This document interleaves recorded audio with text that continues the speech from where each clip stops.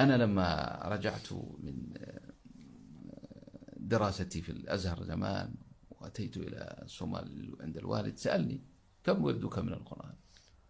قلت في كل أسبوع، وأنا أقرأ في كل أسبوع، يعني أختم في كل أسبوع.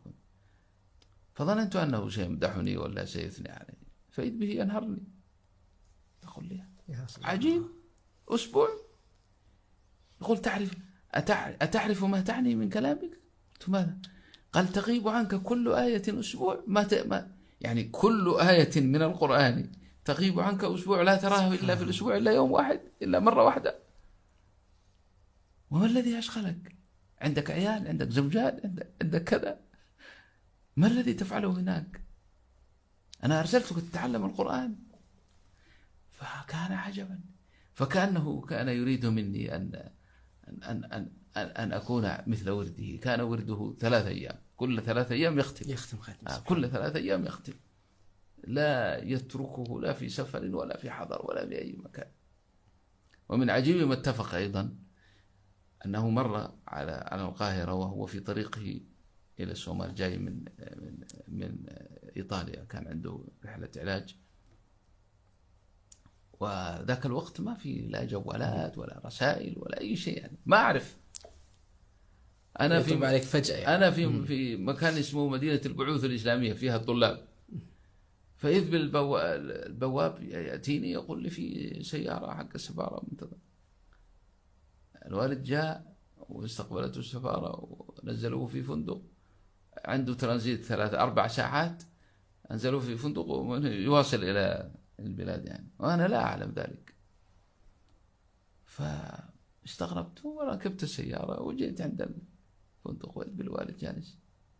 سبحان الله، مش متوقع. المهم القصة وإيرادها هنا أنني بدأت معه، يعني أحكي معه كيف الأحوال وكيف فلان. فلما رآني أنني أسترسل في الكلام وأسأل عن فلان وأسأل عن، قال اسمع، أنا دعوتك هنا أعطيك شيء من المال. أعطاني $200 أذكر، أعطاني $200. أعطيك شيء من المال تستعين به على دراستك وعلى تعليمك، أما أن تشغلني عن وردي فلا.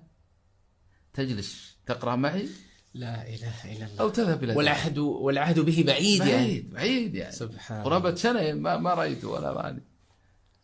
والله قلت له لا أنا أقرأ معك، وبدأنا نقرأ كم جزء إلى أن حان وقت الطيارة وذهب وأنا ذهب. فهذا الكلام أنا أوردته، أنا لا أحكي لكم عن قصة من القصص السلف الصالحين السابقين رحمة الله يعني. عن والدي رحمة الله عليه الذي أدركته وكيف كان يعني. وهكذا فأنا أوجه هذه الرسالة من خلال هذا المنبر لإخواني، ألا نترك ورد القرآن. من جمع الله القرآن في قلبه فلا أقل من 3 أجزاء 10 أيام. أنت حافظ لكتاب الله 10 أيام أقل القليل، أقل نسبة.